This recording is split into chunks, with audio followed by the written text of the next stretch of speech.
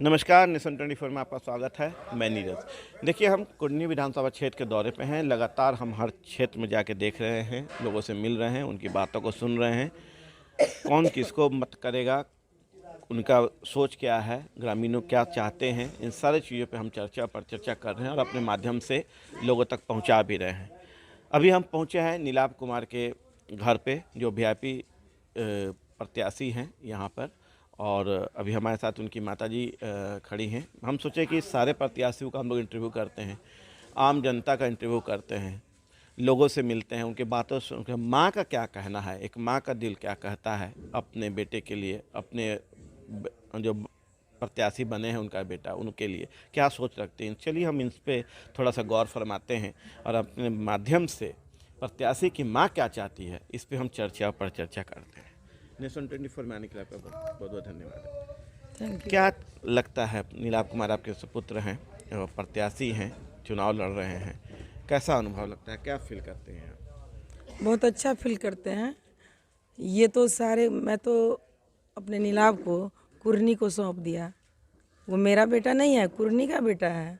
आप सभी ये नागरिक है, पूछ लीजिए। 365 रोज में 350 रोज लगभग क्षेत्र में ही रहता है। और आपको कोरोना काल में कोई नेतागण बाहर नहीं निकल, सब सारे के सारे अंडरग्राउंड हो गए थे। लेकिन नीलाभ जो है पूरे क्षेत्र में सभी से आप पूछ सकते हैं, जो जहाँ गरीबों को, जो कि उनको व्यवस्था नहीं है कि वो इलाज करवा पाएँ या बहुत सीरियस है, तो उसको खाना, दवा, आईजीएमएस, ये पीएमसीएच वहाँ ले जा कर के एडमिट करवाना, फिर एम्बुलेंस की व्यवस्था करना। अभी भी मेरे घर में ऑक्सीजन का सिलेंडर है, जिसको ऑक्सीजन की ज़रूरत है उसको मुहैया करवाना इनका काम है। तो हम जैसे माता पिता हैं, तो उस समय सारे के सारे तो अंडरग्राउंड हो गए थे।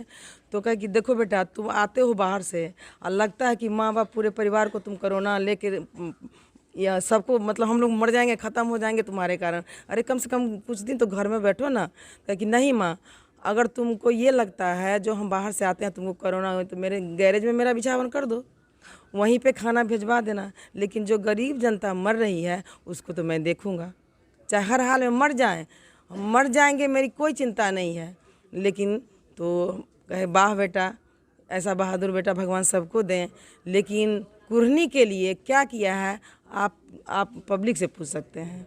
हमने तो खैर सौंप दिया, मेरा बेटा नहीं। एक माता पिता का सपना होता है कि पुत्र बड़ा जब हो जाए तो एक नौकरी करे, सहारा बने, ठीक है। पर आपका लड़का जो है वो चुनाव राजनीति में आ गया, तो थोड़ा सा लगता नहीं है कि कहाँ ये जॉब करे, कहाँ इसके बारे में वो तो बैक की बात हम बता रहे हैं। कोई माँ बाप को सपना है कि अपने बच्चों को पढ़ाएं, अच्छा जॉब करे, अपना लाइफ सेटल हो, फैमिली बसाए। इसको एमबीए किए हुए है, इंडिया टुडे में जॉब कर रहा था। इसकी सैलरी 1,85,000 था। अभी तो खासकर 4 लाख हो जाता। लेकिन ये 5 साल पहले जॉब में रिजाइन दे के 1 साल लगभग हम लोग को मतलब पता नहीं चला कि जॉब से रिजाइन कर दिया है। जब पता बताया नहीं बताया। अच्छा, ये दिल्ली से ही राजनीति शुरू कर दिया था। अच्छा, ग्राउंड पे तो आया है 1 साल बाद, मतलब कोई पता नहीं चला। मम्मी को पता चलेगा तो मम्मी पापा क्या, मतलब इतना हताशा हुए थे जो ये लड़का क्या कर दिया।